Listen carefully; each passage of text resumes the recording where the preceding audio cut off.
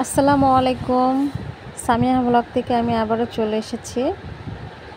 আজকে যারা রোদে পুড়ে কাজ করে, এক কথায় কি বলবো, এত গরমে তাদের যে কতটা কষ্ট হয় সেটা আসলে কিছু মানুষ ফিল করতে পারে আর কিছু মানুষ ফিল করতে পারে না। যাই হোক, আমরা আজকে সবাইকে শরবত দিব, লেবুর পানি। তো এই যে মানুষগুলা কত কষ্ট করে, আমি মনে করি হলেও তাদের পাশে থাকা উচিত। এত কিছু তো আমার কথা, যে যেভাবে পারেন সেভাবেই পাশে দাঁড়ান না।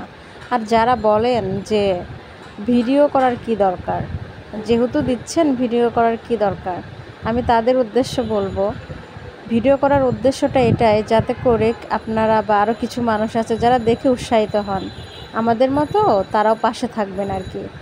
তো ভিডিও করার কারণ এটাই, কারণ আপনারা তো বুঝতে পারছেন না, জানতে পারছেন না যে বাইরের মানুষগুলো কত কষ্ট করে। এই যে আপনি দেখুন, যাকে যাকে আমরা শরবতগুলো দিচ্ছি তারা যে কতটুকু তৃপ্তি সহকারে খাচ্ছে অ্যান্ড কতটুকু যে তারা হাসছে, এটা দেখলেই তো মনে শান্তি আসে। যাই হোক, আপনারা সবাই আমাদের মতো পাশে থাকুন। আমার কথা, যে যতটুকু পারেন ততটুকু দিয়েই সবাইকে সাহায্য করুন। এই মানুষগুলো তো কারো ভাই, কারো বাবা, কারো বোন, তাই না? তো আমাদের নিজেদের মা বাবা ভাই বোন হলে কি আমরা পাশে যেতাম না? তো যে যেভাবে পারেন, যতটুকু পারেন, সবাই সবার মতো করে সবার পাশে দাঁড়ান, কারণ মানুষ মানুষের জন্য। আর একটা কথা মনে রাখবেন, 10-এর লাঠি 1-এর বোঝা। তো সবাই মিলে যদি আমরা সবার পাশে দাঁড়াই তাহলে কিন্তু সবাই ভালোভাবে বাঁচবে। তো যাই হোক, আমি আর কথা বাড়াচ্ছি না।